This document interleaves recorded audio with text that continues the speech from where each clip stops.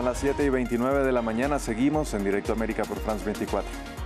En economía hablamos de Nvidia. El fabricante de chips volvió a subir un escalón en su valor bursátil y ahora se consagra como la empresa más valiosa del mundo, destronando a Microsoft de este puesto.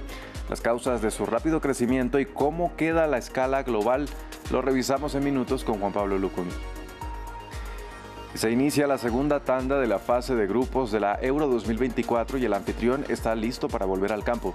Alemania enfrenta hoy a Hungría, su segundo rival luego de la apertura triunfal ante Escocia, en una jornada en la que Croacia tratará de recuperarse de la goleada sufrida en su debut.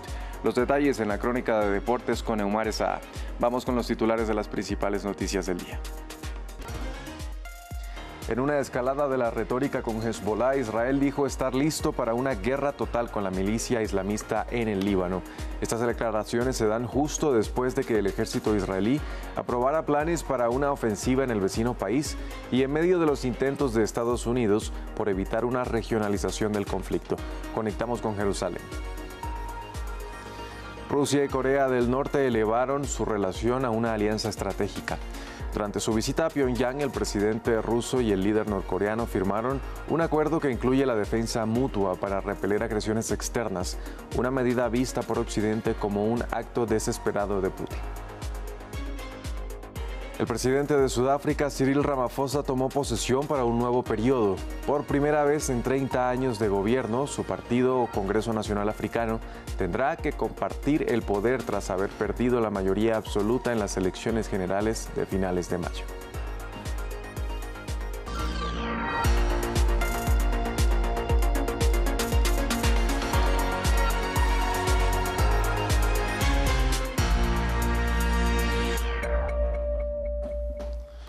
Empezamos Directo América en Medio Oriente, donde se agudiza la escalada de tensiones entre el ejército de Israel y el grupo Hezbollah en Líbano. El ministro de Relaciones Exteriores israelí dijo que estaban listos para una guerra total con la milicia islamista, luego de que ésta publicara imágenes de un puerto israelí y de infraestructura militar, lo que fue visto por Israel como una amenaza. Para ampliar este tema, saludamos a nuestro corresponsal para Israel y los territorios palestinos, Federico Cuellar Verena. Federico, buenas tardes. Cuéntenos cuáles son estas últimas reacciones en la escalada verbal entre ambas partes. Sí, hay que marcar que hay por un lado esta escalada verbal y por el otro también la escalada que se ve en el terreno. En las últimas horas, por la noche y por la mañana, Israel ha atacado varias posiciones en el sur del Líbano, en las aldeas de Kiam, Borgolié y Yarun, y en este último Hezbollah ha reconocido la muerte de al menos 3 de sus miembros, mientras que el grupo chiita ha retomado los ataques con drones después de lo que pareció una pausa de 3 días por la festividad musulmana de Eid al-Adha. Bien lo señalaban, a la par de este fuego cruzado que en las últimas semanas ha alcanzado sus picos más altos desde el comienzo, a la par de la invasión israelí en Gaza en octubre, también escala la retórica, esta publicación principalmente de Hezbollah, de esas imágenes que dice haber tomado con uno de sus drones de vigilancia y que incluye imágenes de objetivos en la ciudad de Haifa, que es la principal del norte de Israel, como posible objetivo en una guerra abierta, un movimiento que en Israel se ha interpretado como una amenaza y también como parte de una guerra psicológica.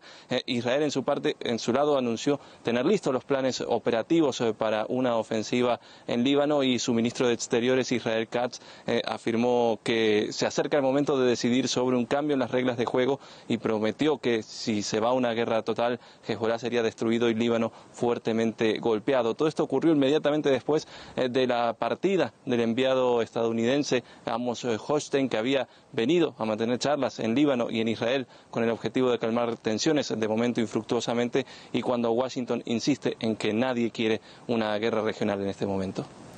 Federico, de otro lado se conoció que Naciones Unidas volvió a señalar a Israel de haber presuntamente violado el derecho internacional humanitario.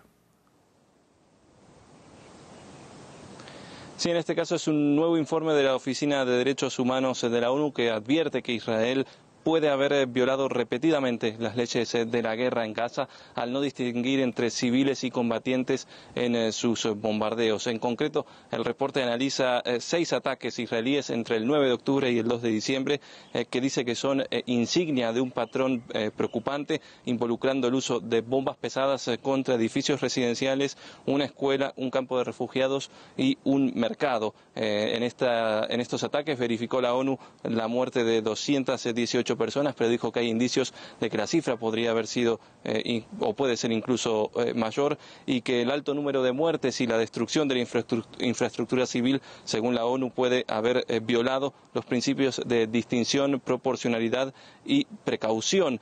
Israel, como es habitual, ha cargado contra lo que considera un sesgo anti-israelí de la Oficina de Derechos Humanos de la ONU, y dijo que el informe tiene fallas fácticas, legales y metodológicas que hace que sus conclusiones sean defectuosas. Mientras todo esto pasa, Israel no cesa sus ataques en Gaza y su invasión principalmente en Rafah, donde los tanques apoyados por bombardeos y por la presencia de artillería siguen avanzando hacia el oeste de esta área en el extremo sur de Gaza, y uno de estos ataques de artillería, según fuentes palestinas, mató a al menos 7 personas. El fuego de la artillería impactó en las tiendas de campaña de personas desplazadas en el área costera de Al-Mawasi, donde se produjeron entonces estas muertes, estos asesinatos de estas 7 personas que estaban refugiadas en el lugar, y decenas de personas entonces, como consecuencia de esto, han comenzado a huir más al norte de la franja. Federico, muchas gracias por este reporte desde Jerusalén. Cambiamos de tema. Rusia y Corea del Norte firmaron un acuerdo bilateral durante la visita del presidente ruso Vladimir Putin a Pyongyang. Un pacto que incluye una cláusula de defensa en la cual se comprometen a ayudarse si alguno de los dos es atacado, y que se da en medio del rechazo de Moscú a la aprobación de Occidente para que Ucrania use armas de sus aliados para atacar territorio ruso. Los detalles desde Beijing con nuestro corresponsal Adrián Foncillas. Es la fotografía que para muchos en Occidente sintetiza el mal en estado puro, con 2 villanos sin atenuantes, Vladimir Putin y Kim Jong-un, abrazándose en el aeropuerto de Pyongyang. El presidente ruso ha disfrutado de un recibimiento con toda la fanfarria y tras 2 horas reunido con el líder norcoreano han firmado una nueva alianza estratégica que permite la mutua asistencia en caso de que una de las partes sea agredida y que contempla también la cooperación tecnológica militar. Putin le ha agradecido además la ayuda firme y consistente en la guerra de Ucrania.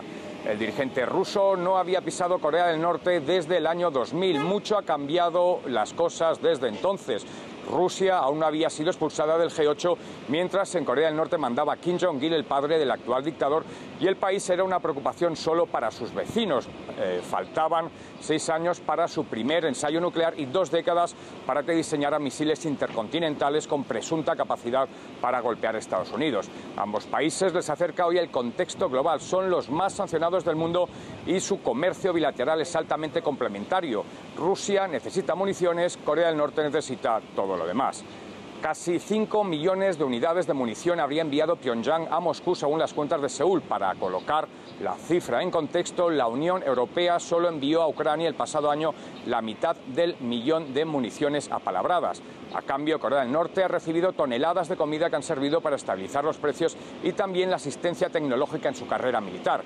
No parece casual que poco después de la cumbre del pasado año de Kim y Putin en Rusia, Corea del Norte consiguiera, después de muchos fracasos, poner en órbita su primer satélite espía. Pasamos ahora a Reino Unido, donde la inteligencia artificial ha incursionado en la política local. Un avatar llamado AI Steve busca llegar al Parlamento británico. Este fue creado por Steve Endacott, un empresario proveniente de Brighton, quien, de llegar al Parlamento, dejaría las decisiones políticas a su alter ego, una herramienta que abre el debate sobre el papel de la inteligencia artificial en la democracia. El informe es de Rodolfo Asomosa. ¿Votaría por un político impulsado por inteligencia artificial? Ese es el debate que ha suscitado en Reino Unido con AI Steve, un avatar que quiere ocupar un puesto en el Parlamento británico. Detrás de esta figura de un hombre de cerca de 60 años vestido de azul está Steve Endacott, un empresario radicado en Brighton. La idea de Endacott, si logra un escaño, es que la inteligencia artificial tome las decisiones políticas basadas en las sugerencias y peticiones de los votantes que interactúen con Steve, mientras es él quien asiste físicamente al Parlamento.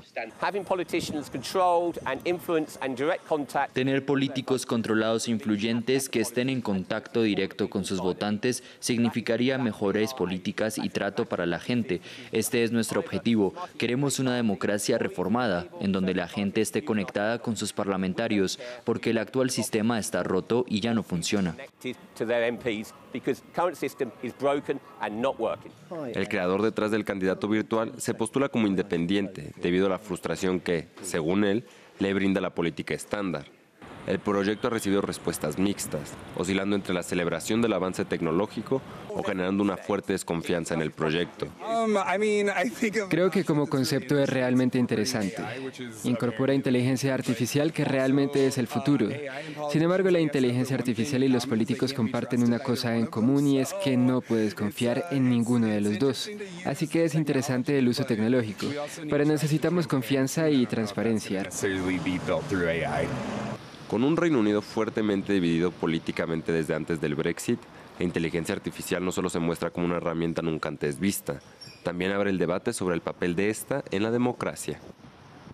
Vamos a Sudáfrica. El presidente Cyril Ramaphosa tomó posesión para un segundo mandato en el que por primera vez su partido Congreso Nacional Africano tendrá que compartir el poder en 30 años de gobierno.